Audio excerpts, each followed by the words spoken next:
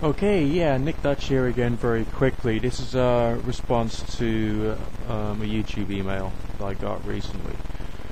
Just essentially asking me why I'm bothering to talk about this, why I'm bothering to promote the idea of the supernatural and magic as being more important, or arguably more important than religions such as Wicca, Thelema, Theosophy, the Golden Dawn type magico-religious system, and all the rest. I mean, the way it seems to me, and you're free to disagree with me here, is that over the past couple of hundred years, and it has been just the past couple of hundred years, new, different religious strains have been created and being built up through time. Some of them hitting the predominant culture and getting bigger, and some of them just becoming minority cultures.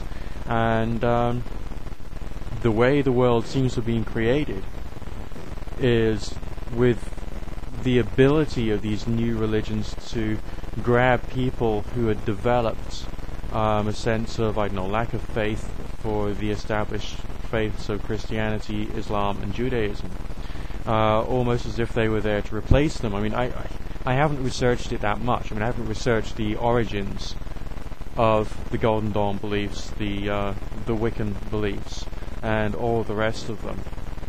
But I do have a suspicion that these faiths could have been created in order to be in conflict with each other. I find it strange that you've got the Gardnerian witchcraft and the Alexandrian witchcraft, which have very slightly different accents, rather like Catholicism and Protestantism.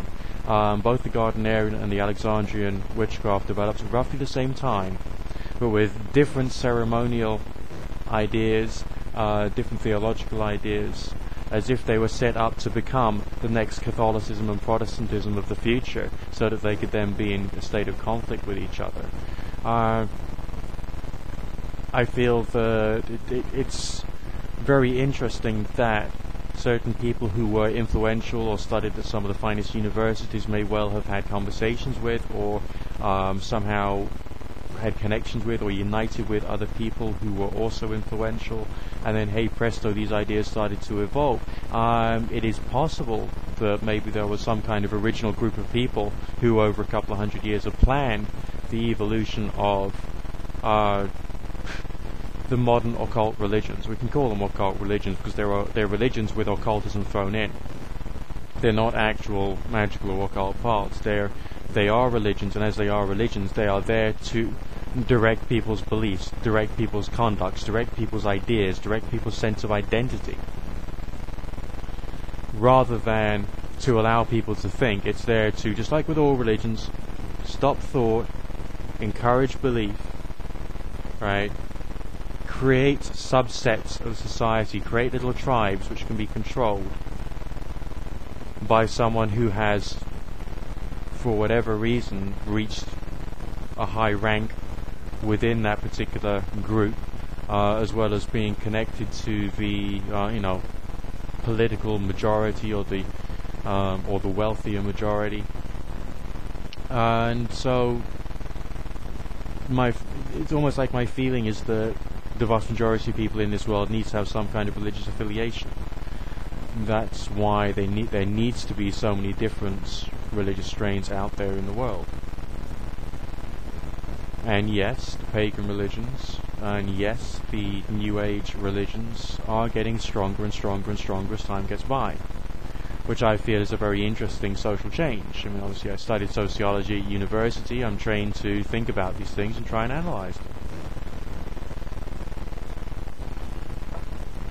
And it's not just a question of, yes, we're moving into the New Age, therefore we got new ideas.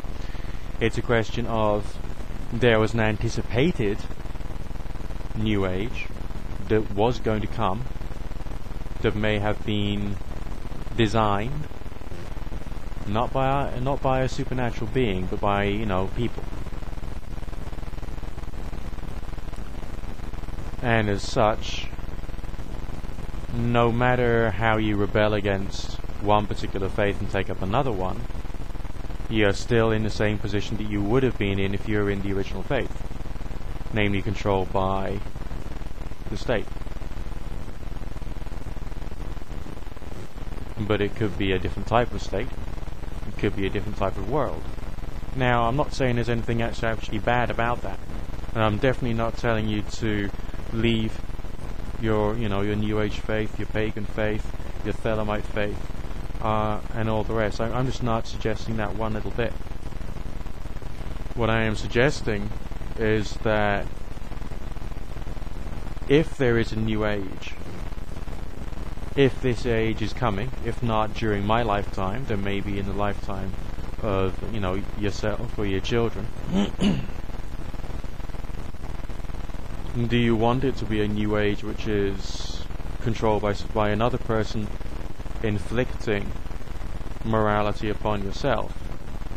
Or do you want to be in a position of thought, intelligence and control without anyone affecting where you're coming from, so that you can be a proper thinking individual, still very well integrated into society,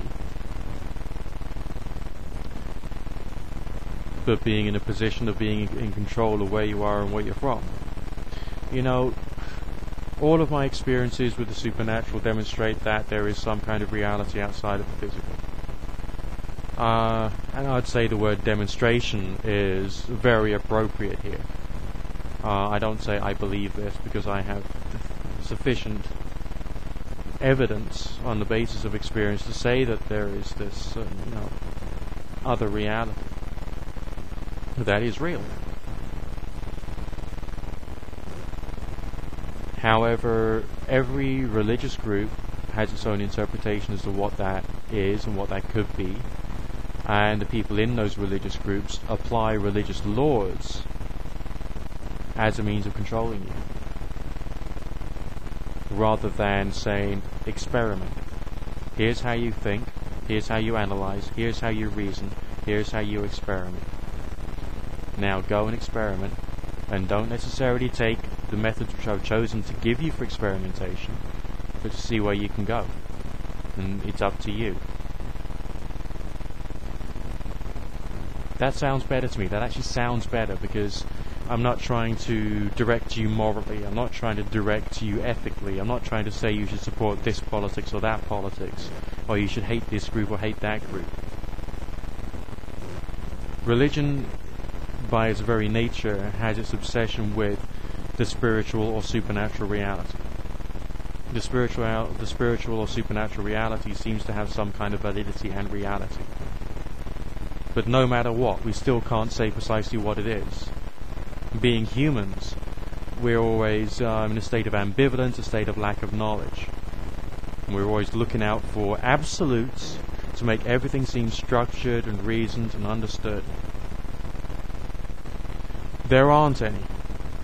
And no matter how much experimentation we do, we just don't know. And that's just the way it is. We have to accept that.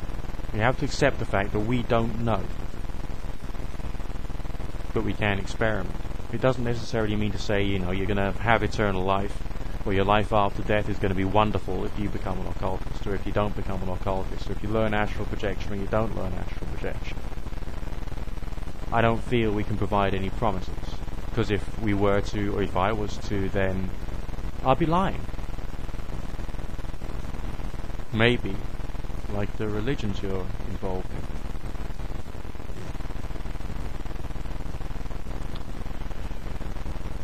Just wanted to give you yet something else to think about. Anyway, look after yourself, stay free, good fortune and God bless.